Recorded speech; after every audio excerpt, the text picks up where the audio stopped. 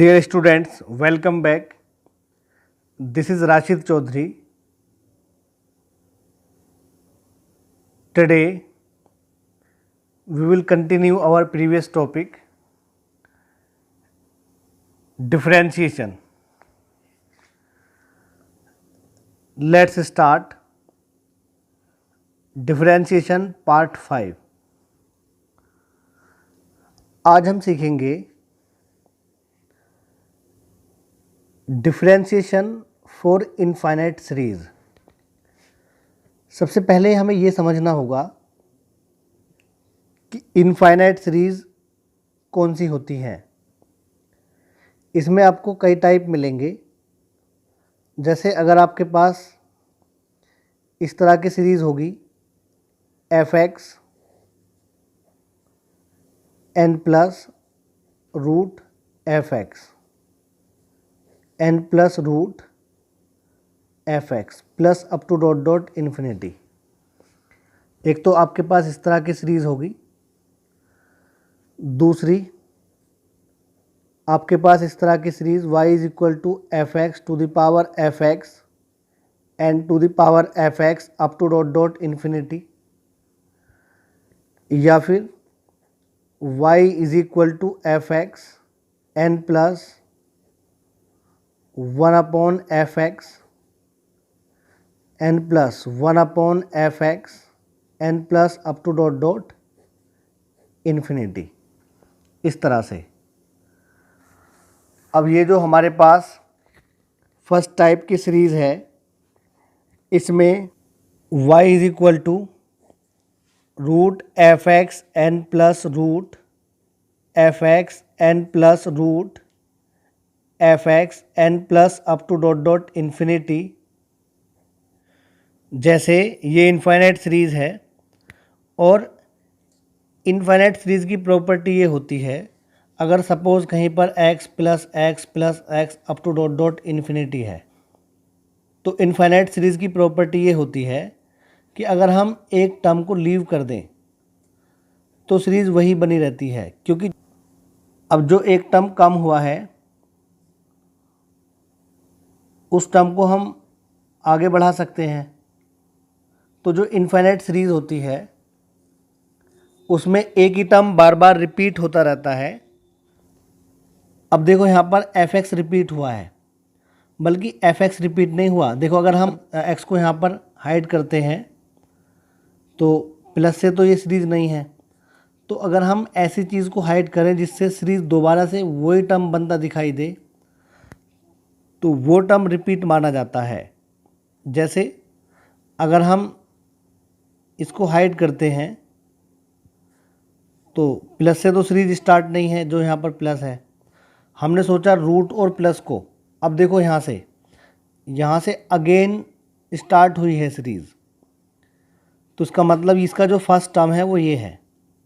अगर हम इसको लीव कर देंगे, सपोज इसको हमने लीव कर दिया, अब हमारे पास 2 टर्म बचे इस तरह से। अब क्योंकि इसमें इन्फिनिटी टर्म है, इसलिए इस सीरीज में एक टर्म और ले सकते हैं up to dot dot infinity. अब कोई नहीं कह सकता कि हमने एक टर्म को यहाँ पर लीव किया है, ये अभी भी y की वैल्यू है। तो इसमें क्या होता है, जैसे अभी भी ये y की वैल्यू है तो हमने y लिया, लेकिन जो टर्म हम लीव करते हैं उसको हम अगेन ले लेते हैं। जैसे यहाँ पर अगर कोई आपसे पूछे root cos x n plus root cos x n plus root cos x plus up to dot dot infinity, अगर कोई आपसे पूछे कि इसमें कौन सा टर्म रिपीट हुआ है, तो आप क्या बताओगे? इसमें रूट कोस एक्स रिपीट हुआ है, तो इसकी वैल्यू कितनी हो जाएगी? Cos x n plus y, क्योंकि एक टर्म को हम हाइड करेंगे, जो यहाँ से सीरीज बनेगी ये भी y रहेगी, क्योंकि ये पूरी सीरीज y के इक्वल है। और मैंने अभी बताया कि सीरीज में एक टर्म को लीव करने से सीरीज में कुछ भी चेंज नहीं होगा, तो वो y के इक्वल ही रहेगा। तो इस तरह से अब आप इसमें देख सकते हो कि अगर suppose y is equal to x2, अब आपको पता है कि कौन सा टर्म रिपीट हो रहा है? देखो बार बार x रिपीट हो रहा है यहाँ पर, तो इसका मतलब इसको हम लीव करेंगे तो ये क्या रहेगा y, और जिसको लीव किया उसको हम अगेन ले सकते हैं। इसका डिफरेंशिएशन लोगरिथम से हो जाएगा। और अब जैसे ये है y इज इक्वल टू, अब देखो यहाँ पर अगर हम इसको हाइड करते हैं तो सीरीज प्लस से तो स्टार्ट नहीं है, अगर हम प्लस को भी हाइड कर लेते हैं तो सीरीज 1 से भी स्टार्ट नहीं है, लेकिन अगर हम पूरा इसको हाइड करते हैं तो सीरीज यहाँ से स्टार्ट हुई है। जब हम देखेंगे कि सीरीज अगेन कहाँ से स्टार्ट हुई है, तो देखो यहाँ से, इट मीन्स इसका जो पूरा टर्म है वो ये है।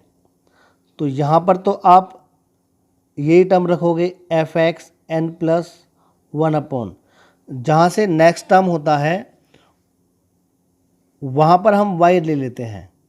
तो देखो फर्स्ट टर्म तो ऐसे ही रहा जो था यहाँ पर, और जो ये वाली सीरीज थी इसको ये y के इक्वल है, तो इसका हम आसानी से डिफरेंशिएशन कर सकते हैं। तो इसमें मेन थीम यही है कि हम कौन से टर्म को लीव करेंगे और फिर सेकंड टर्म कहाँ से स्टार्ट हो रहा है, या फिर ये कह सकते हो कि वन टर्म लीव करने पर सीरीज अगेन कहाँ से स्टार्ट हुई है। तो ये इसका मेन कॉन्सेप्ट है। अगर आप इसको समझ गए तो क्वेश्चन कर पाओगे।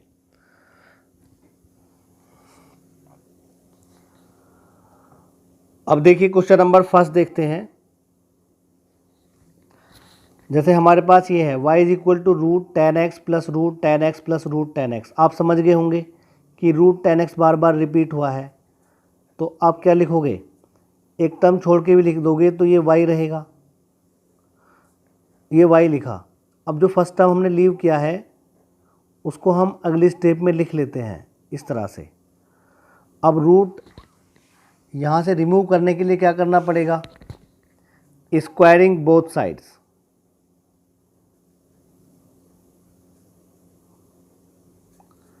Then it will be y square is equal to 10x n plus y. Now differentiating with respect to x, y square का 2y और फिर y का dy and upon dx, 10x का derivative sec square x and y का dy and upon dx।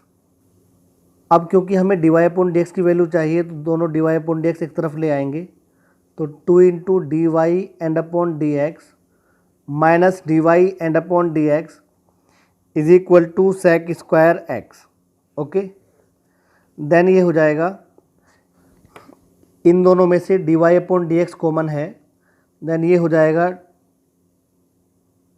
2y and यहाँ से d y upon d x common है तो 1 is equal to sec square x, then dy and upon dx is equal to sec square x and upon 2y minus 1। ये required answer है। अब देखिए second question. देखो इसमें sin x बार बार रिपीट हुआ है, देन ये हो जाएगा y is equal to sine x. देखो अगर हम इसको हाइड कर लेंगे तो ऊपर भी सीरीज इन्फिनिटी सीरीज है तो वो y के इक्वल है, देन यहाँ पे हो जाएगा y। अब आपको पता है जब फंक्शन की पावर में फंक्शन रहता है तो हम लोग लेते हैं, यहाँ पर हम लिखेंगे taking log of both sides.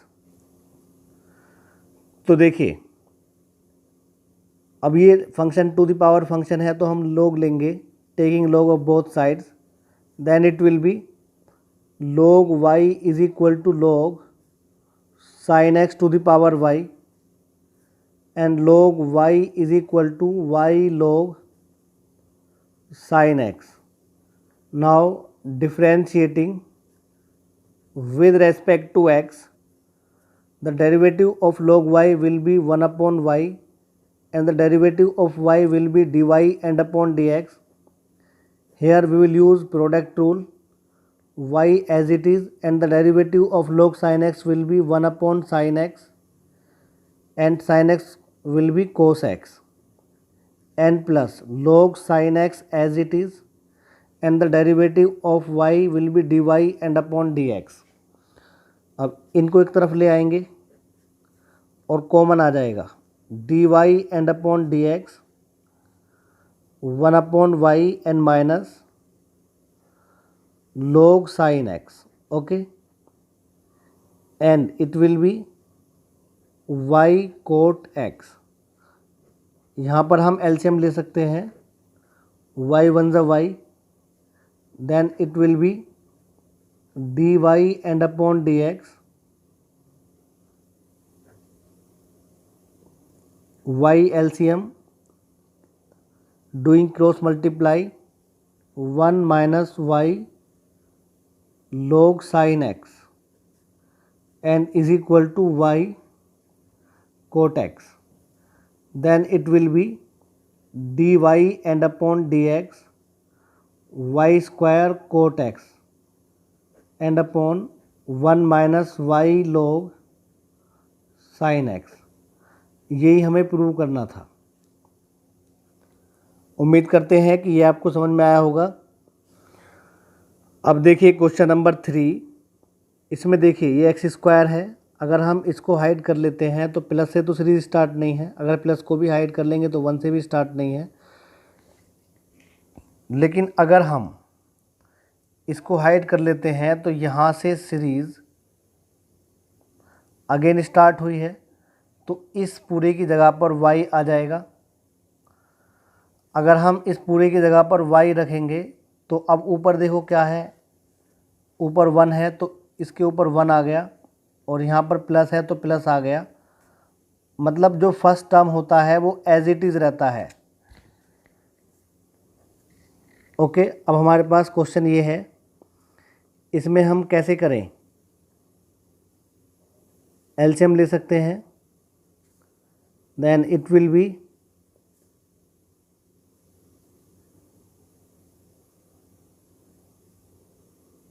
x square, इसको एज इट इज रखो, इसका डिफरेंशियल करेंगे y का dy and upon dx, x square का 2x और 1 अपॉन y का माइनस 1 अपॉन y स्क्वायर और y का dy and upon dx, dy and upon dx।